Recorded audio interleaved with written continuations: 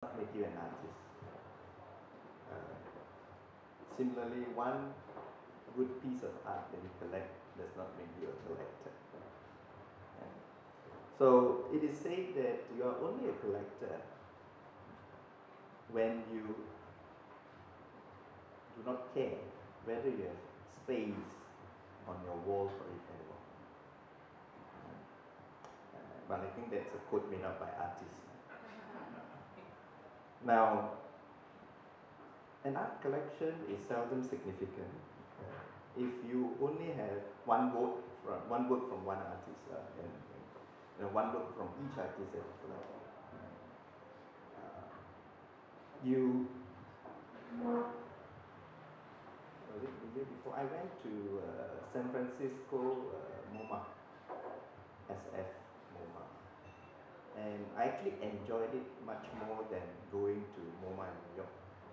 And one of the main reasons was because I was able to walk into a room and you have wall full of Gerhard Richter, wall full of Andy Warhol, room full of, and you actually then see length and breadth of the artist's career. And I think that makes a collection.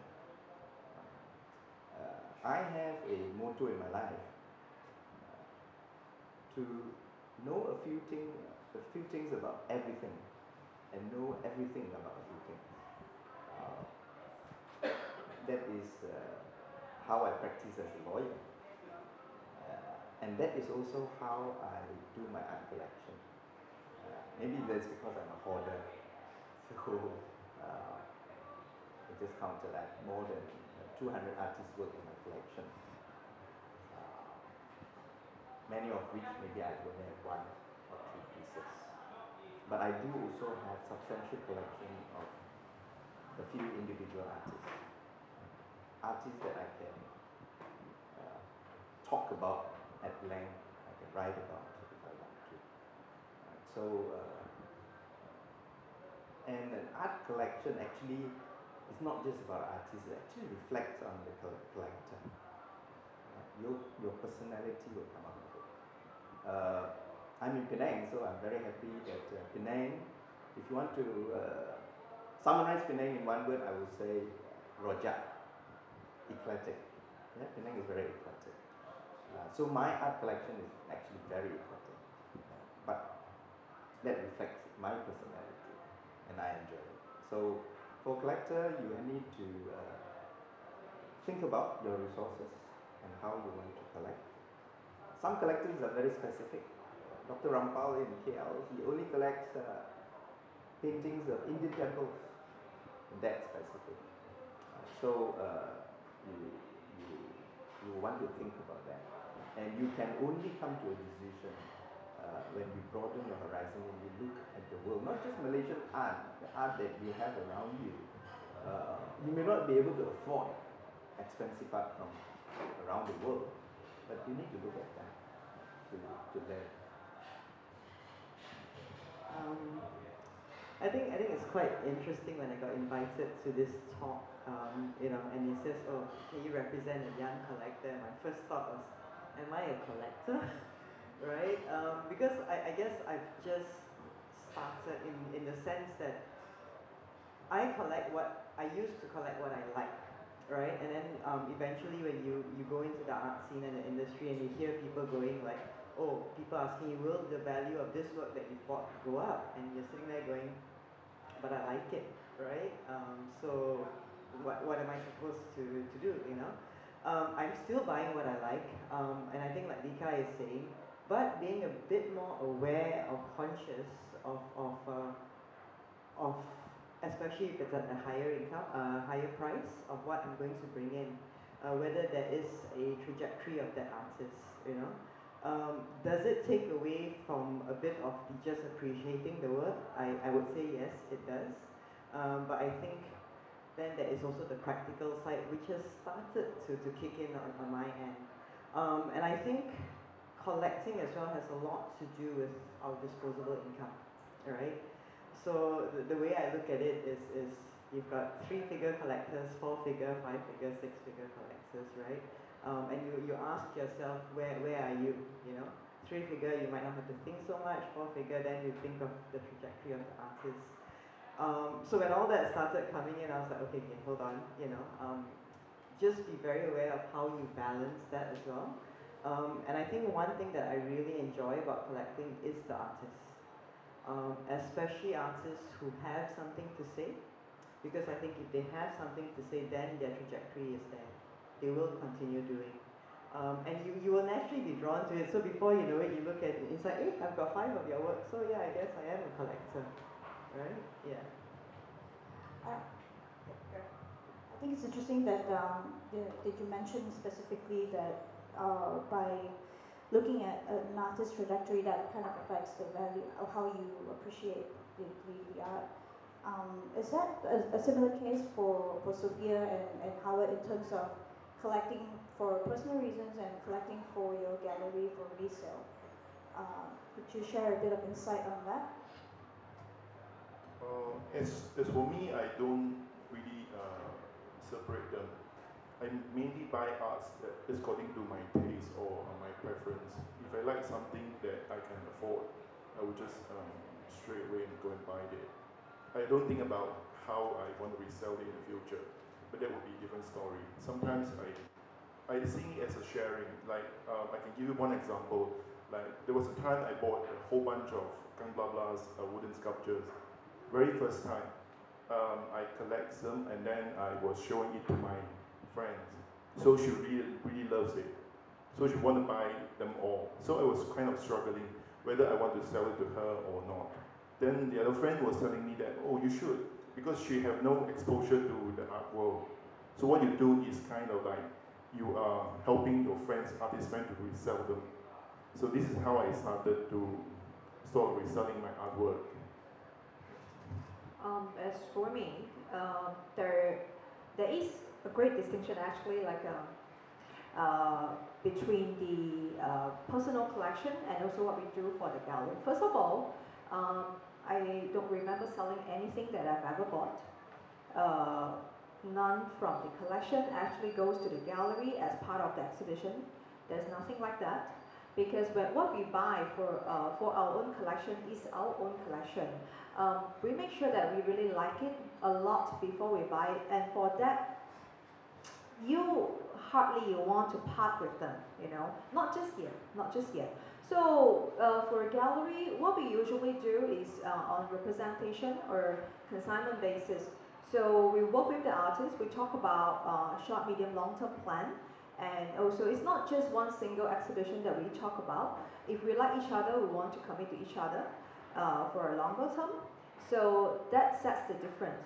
But how do we select what we buy for ourselves, and how do we select what we do for the gallery?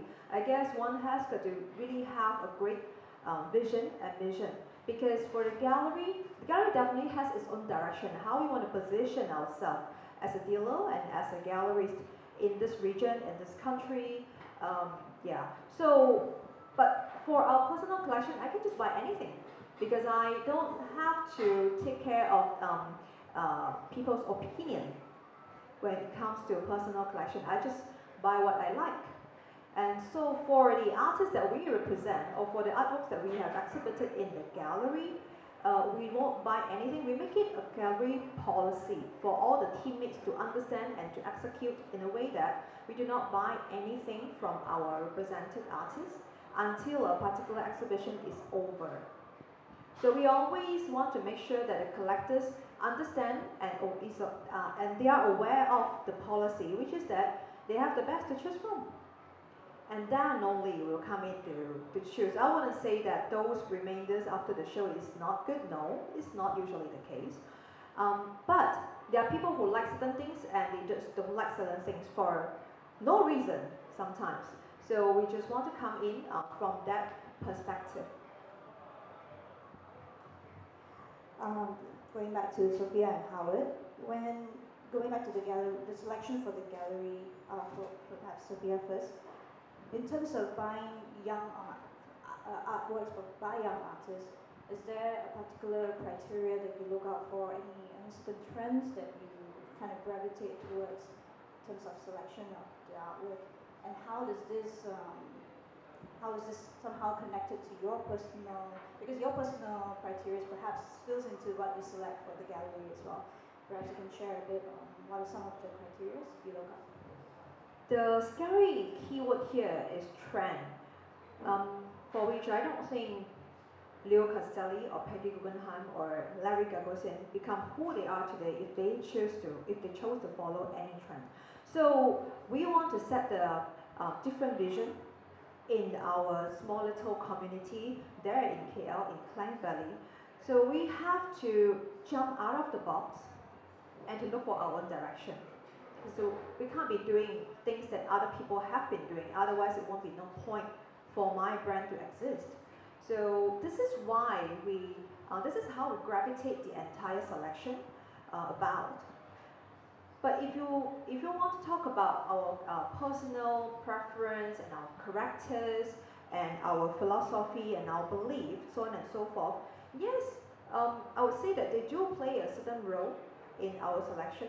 However, when it comes to gallery shows, it's not quite our own preference because we make it a point for everyone in the team to understand one thing. You don't need to like something in order to do something. Like I hate paperwork, but I have to do them.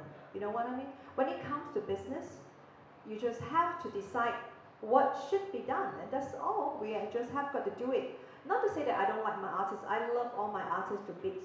But we, apart from seeing the works, we also have to judge from their working process and other aspects as well. How far we can take them to, and also what kind of commitment we can give to the stakeholders who are not just the collectors who buy things from us, which also include the curators from other museums and also the critics and so on and so forth. So we have to take care of that part too. If we don't believe that certain artists can communicate with them, we have to make sure that we are the bridge. That's about it. Howard, you mentioned that most of the stuff that you have in your gallery you personally like. So how do you then part with it? Part with the works that you personally collect as your collection? Because I always believe that when you part with something, you can always get new things in the future. So far, it works for me in that way. Yeah. As for the selection of artworks for my gallery, I mean, I only have one intention when I'm running my my small gallery on Armenian Street, is to encourage young artists to have a show of their own, either solo exhibitions or group shows. I think we need more platforms, and our locations makes a difference because we are right in the middle of the heritage area. We get a lot of tourists, and they get to expose different crowds. I think that would be helpful to in order to sell their work. Yeah. But I don't have any preference in terms of selecting any young artists to work with, as long as they have a series of a body of works that they want to exhibit, and we have the time to do it. I don't mind to do it. Yeah. So you mentioned that what you looked out for mainly is to see the body of work that young artists have. And I think it's the same thing that Li Kai mentioned earlier as well in terms of a collection of their works. How about for young artists who doesn't quite have that yet? You know, how do you then encourage a young artist to be discovered that way without a mature collection of work? Perhaps Charmaine can share in terms of your curatorial experience in helping young artists. Is there a process as to how you can help the artist develop that, or how to start out? Yeah, I think this is put in the clause. I guess there's a, I mean, I am a part-time curator. I hold a full-time job, right? And I think that's the only way that I'm able to be a part-time curator and sort of do what it is I want to do a bit outside the ecosystem as well. So as I've mentioned, I really like working with artists. And I think with the young artists, the first things first is are they ready to go out there and exhibit? Right? Do they have something to say? Are they passionate about something? And if they are, there are several ways. One is to join a group show, right? Whether it's with a gallery, or I do organize group shows as well. Or if they're ready to go out with a body of work, I help them do that as well. So I think, like the question is, what is the deliberate choices I make? When I work with artists, as I said, if they've got something to say, then the other thing is to also find spaces and places where we can open up the audiences. So how I've worked in the past 2 years or so is I've always partnered with other events or other events where you do have different audiences. So last year I worked with Urbanscapes KL. Immediately you get a different brand of audience, right? Because it's supposed to be a more lifestyle type festival. Another exhibition I did last year was at the Persatuan Architect Malaysia, and you can already say that that's going to get an architecture sort of audience. I've also worked with, I think, Vic's in the House, Obscura Photo Festival as well. Again, we are exchanging audiences, right? Because I think the main thing is how do we keep exchanging audiences between the different artistic disciplines so that we don't see the same people and the same faces and we all get energized by the different disciplines that we see, right? So, I mean, like for me now, it's how much more can we take the visual arts outside of the visual arts. That's the way I do it. And I will not discount social media, right? Especially with the younger the artists or the newer artists, they know how to use it. They know how to reach their audiences. They know how to go out and communicate sometimes what they're about. So how do you then bring all these audiences in as well? You're not just coming for a visual art show. You're coming for a visual art experience. I think we need to start using that word experience. How much more can I give you to come into a visual art experience? I think the challenge with visual arts as an experience is that people can come in and then they watch the show and they appreciate an exhibition and all that. But how do we then convert them into actually purchasing the artworks? Because investing in these arts is also as important to strengthen the ecosystem. I do think that's where sometimes a personal touch also needs to come in. Because a lot of the shows that I do, when I'm not at work, I will be at the venue, right? Whether it's at the gallery or whether it's at an event. And you can see people enjoying, looking at the works, and you strike up a conversation, and you sort of slip in like, yeah, it's only the cost of the dinner that you spent in Bangsa last night, so, why don't you consider that, right?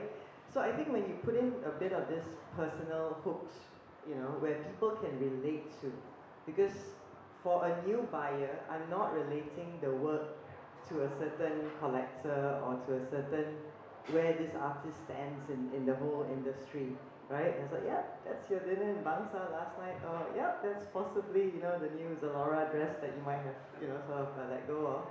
So how do we start bridging those connections so that to people suddenly it becomes a lot more relatable and accessible, to speak a bit more of a mass language as a start. I think then when, like you say, people put down their first, I've bought something, I bring it home, I put it on the wall, I start to get excited.